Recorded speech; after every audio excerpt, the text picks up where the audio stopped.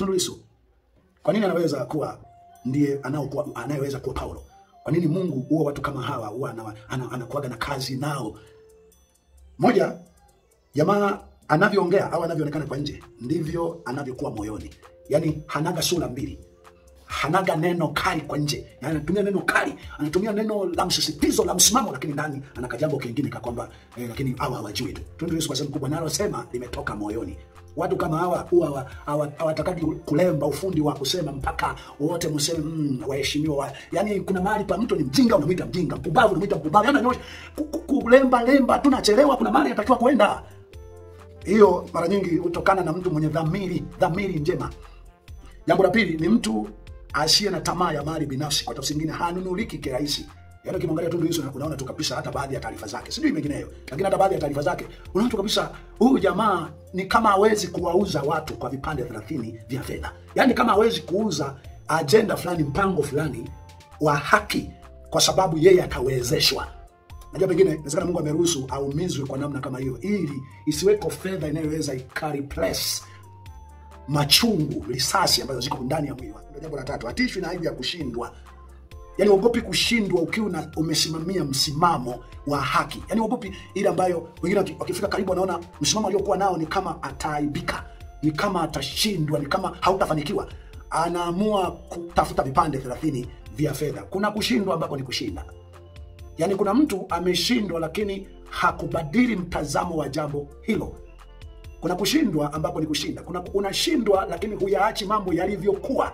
Umeshindwa ndio, lakini aghalabu mambo kuna namna pana tahadhari, kuna namna pana mambo yamebadilika, haujayaacha pale. Hivyo. Lakini pia hata mimi niweze kuweka vizuri. Kuna clip moja nitoa baada ya clip hii, kuna clip nyingine nizungumzia kwa habari hiyo. Sehemu kubwa ya wanao comment kwa kuangalia title wamenitukana sana. Lakini ukiangalia mle ndani sikuwa na kusudi la kumpinga Tundu Lissu katika kile alichokifanya. Ni kwamba awakome maaskofu. Kusudi lilikuwa nalo lilikuwa moja, hii message kama hii watu waisikie zaidi, alivyokuwa kikemea maaskofu wanaoweza kuchukua sadaka ya aina yoyote bila kuangalia pengine imetokana na damu za watu, imetokana na watu kulia, imetokana na watu kuporwa vitu fulani, kuumizwa mahali fulani. Kulikuwa na lengo ile message isikike kwa sura nyingine. Lakini mbili, kulikuwa na lengo la kwamba viongozi ama wahubiri wasiwe na hofu ya kutimiza wajibu wao kwa sababu ya propaganda ya kisiasa, kwamba wahubiri wenyewe wasichanganye dini na siasa, ila wanasiasa wawe na haki ya kuchanganya siasa na dini. Updates za mbinguni, miongoni mwa yaliyomo moyoni mwa Mungu leo.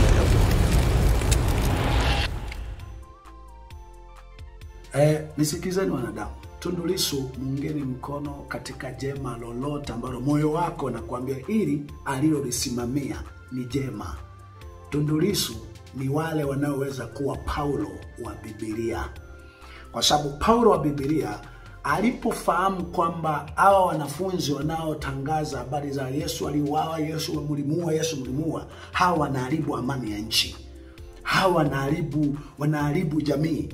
Paulo wapo waliokuwa mbele. Paulo alikuwa mbele. Wakati wanamuua Stefano katika Matendo ya Mitume 7 mstari wa 60 pale, anasema Sauli alikuwa anawashikia nguo wanaompiga mawe Stefano mpaka wamemuua, akaona vema.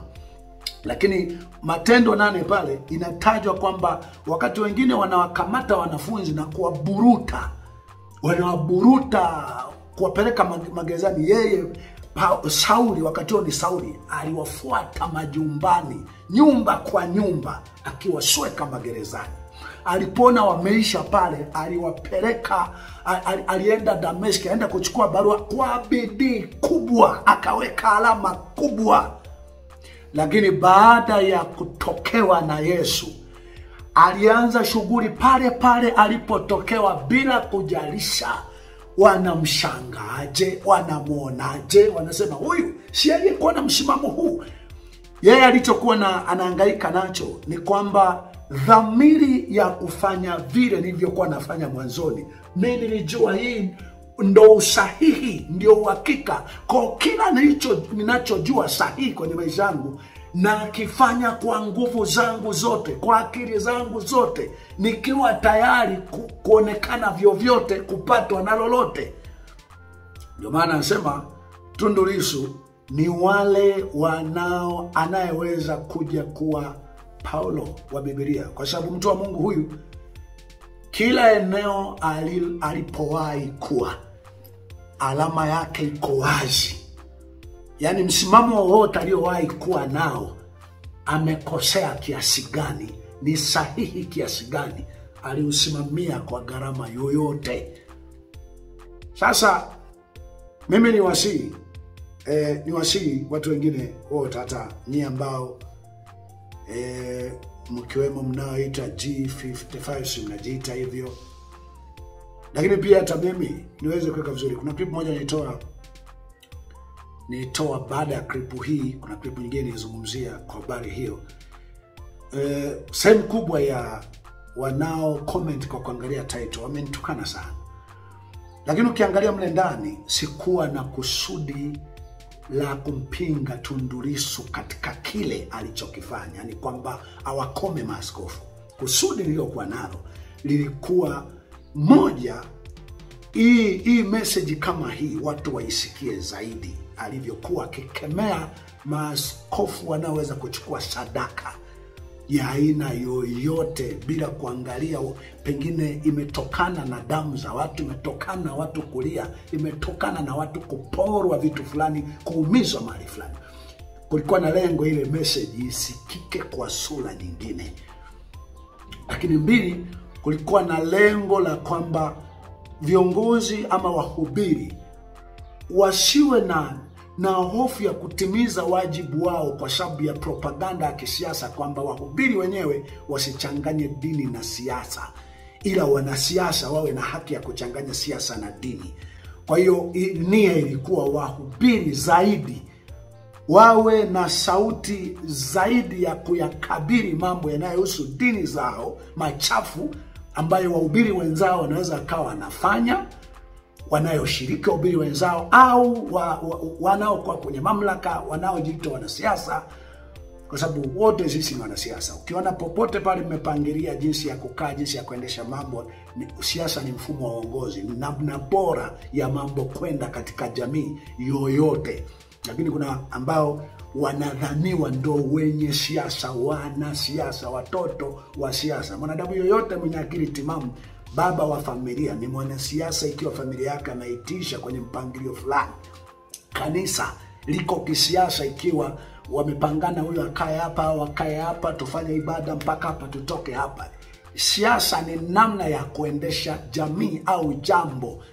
Mnapokuwa wawili watatu, anakuwepo mtu anayekuwa ndiye anayekuwa na mtazamo bora zaidi, ama na busara na namna nyingi nyingi ambazo wengi wenu mnajua hizi zitatufanya tuwe salama. Hao wanatokea automatically kama vile mzazi wa kiume, mwanaume. Lakini wakati mwingine unaweza kukuta katikati ya familia anayekuja kuwa na sauti ni mwanamke, anayekuja kuwa na sauti ni mwanaume, kwa sababu au mtoto, kwa sababu mwisho wa siku mtoto wa kike, mtoto wa kiume, mwisho wa siku jamii inataka mtu anayeweza kawa sauti yake, uthubutu wake, maneno yake yanawapeleka kwenye namna ya kufanikiwa, kunufaika, kushinda, kuweza.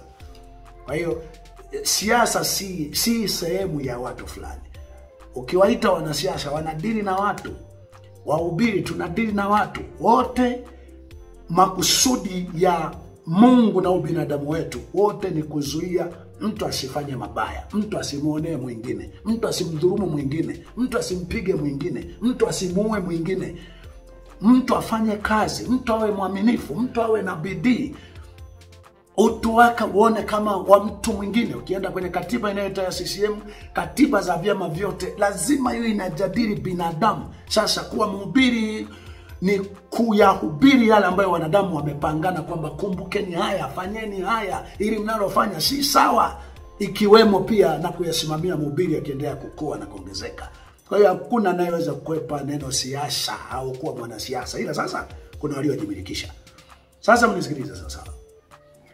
Tundu Lissu ni mtu ambaye ni kama Paulo sasa baadaye amegeuka, aliweka historia. Amegeuka ile agenda ya kwanza aliweka historia, alianzia pale pale Dameski. Alipavuruga, wote walijua Paulo aliyekuwa anaua watu wale. Awamu hii amegeuka, nasema kile nilikuwa nakosea, ukweli ni huu.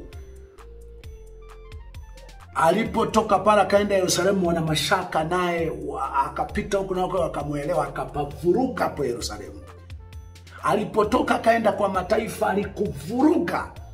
Biblia inasema katika Matendo ya 16 kwamba wakashtuka, wakasema wanatangaza habari ambazo si desturi zetu, si kawaida, kwa sababu Ukristo sio dini ya watu kupigia sadaka na kuchorea misalaba. Ukristo ni system ya maisha. Yani kutangaza Ukristo ni kutangaza mfumo, namna. Ndio maana Yesu aijiita mimi ni njia. Kutangaza namna ambayo unaishi bila kumuumiza mwingine, unaishi kwa kumhurumia mwingine, unaishi kwa kupinga mabaya, unaishi kwa kizuizi, kwa kitisho kwa wabaya, kuto kumtendea yoyote baya, kuwa na uthubutu, kuwa na ujasiri, kuwa tayari kufa kwa ajili ya usawa wa jamii yako. Kutangaza Ukristo ndo huo. Sasa jamii nyingi huwa zinashtuka ukiwatangazia hayo, unasema unachanganya dini na siasa. Unachanganya dini na siasa, lakini ukweli Ukristo ndo huo. Unaingilia katiba, sheria, mipaka ya nchi. Alimadam kuna yeyote anatumia katiba, sheria, mamlaka yake kudhulumu mtu, kuumiza mtu, kuonea mtu, kulaghai mtu, kutapeli mtu, Ukristo unaingilia hapo. Unaingilia sheria za Wamedi na Wajemi, unaingilia sheria za wakati wa mfalme Asuelo. Kina Mordekai akasema sheria zao zinapingana sheria za mataifa yote. Umeingilia sheria za kina Nebukadreza, wakaweka sheria ile Ukristo ukasema hapana, mwanadamu asinyenyekewe hivi, asinaumiwe hivi, wala kisanamu au kwa Ukristo ni kitu kinachoingia kuregulate. Ni aina, ni njia. Yesu asema mimi ni njia, ni aina. Mtu anayenifuata mimi aishi hivi, ahubiri hivi. Sasa sehemu kubwa ya wanaoitwa Kristo ni mishirika ya karibu sana ya dhuluma, mishirika ya karibu sana ya uharibifu, mishirika ya karibu sana ya unyonyaji, ama na yenyewe imeshafanya blanda fulani, imeshaibia watu mali fulani. Kwa hiyo inakuwa ni mijitu fulani ambayo haina ujasiri wa kupinga mabaya mwingine anapokuwa ameyafanya. Lakini akina Paulo walipogeuka, ametoka kuwa Sauli ameshakuwa Paulo, ilikuwa shughuli nyingine. Alitibua kuanzia pale pale alipotokewa na Yesu, alipoenda Yerusalemu, alipoenda kwenye mataifa mengine. Hata ile neno waliopindua ulimwengu wamefika hata huko nako. Waliamua kuwekwa wengi tu, lakini kimsingi aliyepindua ulimwengu alikuwa Paulo peke yake. Ndiye aliyekwenda mataifa mengi zaidi na kubadili mitazamo ya mataifa mengi zaidi na wanafunzi wengi zaidi. Sasa Tundu Lissu ni kiumbe ambaye anaweza kuja kuwa Paulo. Mungu utazamaga watu wa aina ya Tundu Lissu, anajua akiwageuza, piga ua garagaza, huyu mtu anaweza kuja kufanya makubwa yale ambayo yako kwenye moyo wangu. Noti hiyo. Wajui inawezekana. Hebu angalia kwa mfano aina ya maisha yangu. Mimi ni mtu nimekula kipondo. Nimekula kipondo cha hapa na pale. Lakini kwa sehemu kubwa unaniona hata kama ni kwa kuchechemea. Lakini unaniona kuna baadhi ya vitu ambavyo najua ni neno la Mungu, ni ubinadamu, ni ucha Mungu huu. Unaniona mle nimo. Wenye kulipa kipondo wamenipa kipondo cha kila aina, na huwa wanaonaga mimi hao wengine walao wana misaada kwa wazungu. Sasa mimi nimewapinga wazungu karibu kwa kila kitu. Kwa hiyo wazungu mimi mambo yangu, taabu zangu, machungu yangu, vilio vyangu, wazungu haviwahusu. kwa sababu mimi ninachojua wazungu hawana urafiki wa kweli dhidi ya Mwafrika. Kwa hiyo nimewapinga wazungu na kwamba wamehusika sana kuweka mifumo hii kandamizi inayotuumiza Waafrika. Karibia wazungu wote hawana huruma na moyo wa hasa walio viongozi wao. Wenyewe wanajua kabisa ili watu wao wawe safe, sera zao kwa asilimia kubwa kama sio zote, wanajua watu wao ili wawe safe inabidi Mwafrika wanalia. Na Mwafrika ili wanalia inabidi tuwe tuna support utawala au mamlaka inayokalia watu wake, inayoliza, inayoumiza watu wake kwa ajili ya maslahi yetu. Sasa mimi hiyo shinaga chako. Sasa nataka uelewe Tundu Lissu kwa nini anaweza kuwa ndiye anayeweza kuwa Paulo. Kwa nini Mungu huwa watu kama hawa huwa anakuaga na kazi nao. Moja, jamaa anavyoongea au anavyoonekana kwa nje ndivyo anavyokuwa moyoni. Yaani hanaga sura mbili, hanaga neno kali kwa nje, anatumia neno kali, anatumia neno la msisitizo, la msimamo, lakini ndani anakajambo kingine kwamba lakini hawa hawajui tu. Tundu Lissu kwa sehemu kubwa nalosema limetoka moyoni. Watu kama hawa huwa hawatakagi kulemba ufundi wa kusema mpaka wote mseme waheshimiwa. Yaani kuna mahali pa mtu ni mjinga unamuita mjinga, mpumbavu unamuita mpumbavu. Yaani anyosha kulemba tunachelewa, kuna mahali yatakiwa kwenda. Hiyo mara nyingi hutokana na mtu mwenye dhamiri njema.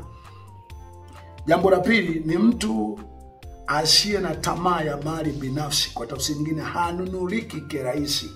Yaani ukimwangalia Tundu Lissu unaona tu kabisa hata baadhi ya taarifa zake, sijui mengineyo, lakini hata baadhi ya taarifa zake unaona tu kabisa huyu jamaa ni kama hawezi kuwauza watu kwa vipande 30 vya fedha.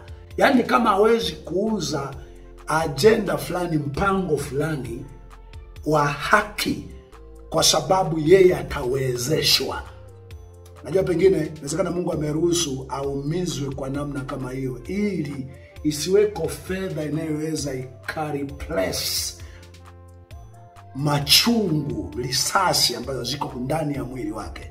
Inawezekana kabisa ni mpango wa Mungu kumweka hivyo. Utanielewa kisha kwa maelezo yaliyotangulia au yanayofuata mbele. Utanielewa ni kwa nini mtu huyu mumunge tu mkono waziwazi. Munge mkono waziwazi tu kwa nguvu kubwa. Au huyu mtu anajua kutendea haki ubinadamu. Binadamu kabisa unatakiwa hivi. Binadamu huogopi kushindwa, aibu ya kushindwa. Hilo ndio jambo la tatu. Hatishwi na aibu ya kushindwa. Yaani huogopi kushindwa ukiwa umesimamia msimamo wa haki. Yaani huogopi ile ambayo wengine wakifika karibu wanaona msimamo aliokuwa nao ni kama ataaibika, ni kama atashindwa, ni kama hautafanikiwa. Anaamua kutafuta vipande 30 vya fedha. Kuna kushindwa ambako ni kushinda. Yaani kuna mtu ameshindwa lakini hakubadili mtazamo wa jambo hilo. Kuna kushindwa ambako ni kushinda. Unashindwa lakini huyaachi mambo yalivyokuwa. Umeshindwa ndio, lakini aghalabu mambo kuna namna pana tahadhari, kuna namna pana mambo yamebadilika, haujayaacha pale. Lakini mfano mkisema sijui mnapewa zawadi ya uongozi, mnapewa zawadi ya uongozi nyie mpatepo tu viti fulani na karuzuku fulani, kitu cha bure. Bila shaka mrai kuona hata wabunge 19 hawa ambao mara nyingi hao watu wa Chadema wanaita COVID-19. Mlikuwa mnaona wakati mwingine wakitaka kukomalia kitu fulani wanaambia mbona humu ni kama mmekuja tu kwa mswalie mtume kwa kazawadi fulani. Kwa hiyo inabidi msiwe mbele sana juu ya mambo. Kwa hiyo huyu bwana yeye kaona hapana, hawa tukisema tukae tugawane kampunga katugawane, wanaweza wakafikiria kama tu wametingwa tu vizuri, mwa pressurize vizuri, wanaweza wakafikiria wakawagawia, lakini sio mkachaguliwa kwa mfumo ulivyo wa kinachoitwa demokrasia kwa Tanzania. Ni kama watawahurumia, wawazawadie, wawapepo, lakini kiuhalisia hautoi nafasi ya kushinda kwa haki. Hayo mambo yanahitaji tukazungumza. Uzungumzie moyo wako. Ni kweli wapo ambao hawataki uzungumzie ya moyo. Kama ni mhubiri, usizungumzie moyo, uzungumzie wanavyokuwekea maneno. Ila mimi ninachosema kwamba ukitaka utendee haki ubinadamu wako, zungumza kile ambacho uhalisia wako unavyoona. Unaona jambo lenyewe ni hivi. Kwa hiyo mimi kwa namna ninavyoona, na wengine wengi ambao kwa bila shaka ndivyo wanavyoona, kwamba kama wanaingia kwenye uchaguzi, wataingia kwenye uchaguzi kwa sehemu kubwa, kama kuna atakayepata atakaudiwani, pengine upewe tu. Sasa kujaribu kupigania kwamba hapana, tuweke mazingira sawa kabla ya kuingia kwenye uchaguzi, hata kama tutashinda. Kwa sababu ni kweli kabisa, hata wanaokufa moyo mapema kwamba tunajua patakuwa na muujiza gani, pawe na muujiza gani uchaguzi uzuirike. Muujiza utakukuta ukiwa unapambana kiukweli. Muujiza ukukuti ukiwa umeinua mikono hivi. Ni kweli, na ukitaka usikie neno muujiza, manake ni jambo ambalo halikutazamia linakuaje. Lakini mambo unapoyapush mambo unayapush yaende mbele, na push mambo yaende mbele, kwa sehemu kubwa ni rahisi sana Mungu kutokeza muujiza kuliko inua mikono uamue kuuza watu ambao pengine wameumizwa, wameuawa, wakiwa wanatetea haki fulani au sawa fulani.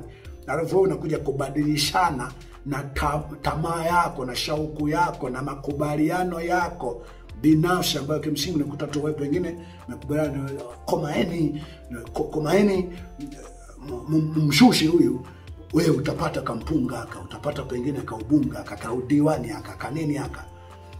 Ifike mahala damu za watu wanaolia ziwe na thamani kuliko shauku na tamaa uliye nayo, unayetaka kuwa mbunge, unayetaka kuwa diwani. Na wakati mwingine chelewa ufike. Hayo ambayo Tundu Lissu na walio pamoja naye wanayapigania ndio yanaweza kuwafanya mmoja mpate udiwani na ubunge kwa namna rahisi na nyepesi na isiyo na manyanyaso. Naudia tena, ndio inaweza ikawafanya mmoja mpate udiwani na ubunge kwa namna nyepesi, ambayo mnapokwenda pale mnakwenda with confidence kusimamia matakwa ya wananchi, kuwakilisha, na kabisa mnasimama na hao wanajua kabisa hamkupewa kama zawadi. Kwa hiyo ni wasii tu, ni wasii. Mimi sio kigeugeu kama wanavyofikiria, na wala siogopi, sitishwi na matusi naweza kutukanwa. Lakini kama tumenielewa na nilivyoelezea kuhusiana na Tundu Lissu ndio wanaweza kuja kuwa Paulo, bila kuna unaelewa kwamba baadhi ya misimamo ambayo mai kusimama nayo sikukubali, sikuona sawa, lakini alikomalia. Na msimamo fulani alikomalia kutokuelewa uendeshaji wa serikali ya Magufuli. Alikomalia, mimi nilikuwa naelewa uendeshaji wa serikali ya Magufuli alivyokuwa anaendesha. Nilielewa mpaka leo naelewa. Swala la kumpiga Tundu Lissu risasi mimi nilipinga tangu wakati ule. Kama kuna watu waliuawa, alinyamazia wapashipo na hatia, pengine kwa sababu walikuwa wakosoaji. Hilo nilikuwa napinga tangu wakati ule. Lakini sehemu kubwa ya moyo wa Magufuli ulikuwa sahihi sana. Ule msimamo ninao pale. swala la msimamo wa corona, kutokuchanja watu, kutokupiga lockdown watu, ni msimamo wangu mpaka kesho. Tundu Lissu aliupinga kwa gharama kubwa. Ndio maana namuita ni Sauli anayeweza kuwa Paulo. Alipinga kwa sauti kubwa swala la ushoga wakati ule, akawa anasema kwamba watu wasiingilie faragha za watu. Mimi kwangu ile lugha haikuwa sahihi, lakini ndio maana nasema ni Sauli anayeweza kuwa Paulo. Manake likiwepo jambo ambalo si sahihi lakini yeye amejua ni sahihi, nguvu inayotumika ni moja. Likiwepo jambo ambalo ni sahihi, hageuzwi kwa sababu ya hatari inayoweza ikawa inamkabili. Kwa hiyo mimi si kigeugeu, lakini jambo kubwa pia ufahamu, naamini katika nafuu, naamini mzoga kutoa asali. Naamini hata mtu ambaye alikuwa mbaya kiasi gani jana, na hasa ambaye alikuwa mbaya ajui kwamba ni mbaya, lakini alitumia nguvu ya kila aina. Huyo mtu anapokuwa mzuri, anapokuwa mwema, huyo mtu mimi nakuwa naye sambamba, naunga mkono wazi kwamba njoni tuone sababu za mtu huyu, hiki anachopigania. Hiki hakina uhalifu wote hata juu ya wengine ambao wananufaika na hali iliyopo sasa. Huu ni ubinadamu, na wote hata wanaonufaika na hali iliyopo sasa wako wanaosema moyoni kabisa ukweli atokee mtu amtie nguvu Tundu Lissu, akomae tu mpaka mwisho, kwa sababu hii ni kwa ajili ya jamii kubwa itakuja kunufaika. Kwa hiyo wakati mwingine pia tunaamini katika nafuu kwamba sasa wastahilio kutamka habari hawezi. Ikiwezekana, Mungu tumia punda, tumia chochote, na anapoonekana punda, anapoonekana asiyestahili, anastahili, anakuwa na moyo huo, na Mungu pengine amemjeruhi ili amstahilishe.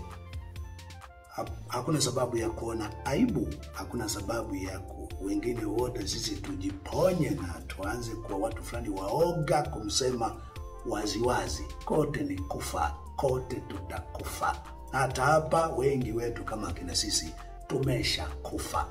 Kinachokuwa kimesalia, tuangalie Mungu aliyetuacha na majeraha haya anataka tuyatumieje pengine kunusuru wengine wasije wakaingia kwenye majeraha ya sura kama hii, na huo ukawa ndio utumishi wetu kwa Mungu. Kama Tundu Lissu anaokoa nini pale kwenye mwili wake pale? Kwani akishinda risasi zile zinatoka? Maumivu ya anayoyapitia, kutokunja miguu, kutokuwa na speed, kwani inatoka?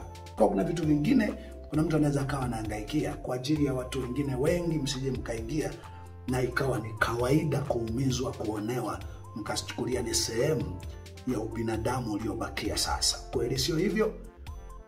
Sema tu Mungu asaidie sana wote ambao unafuatilia, awenda mwenelewa. Penye kunitukana, ndio kunitukana. Baada ya msimamo, mimi uko pale, na mimi pia ndiye Sauli aliye Paulo sasa.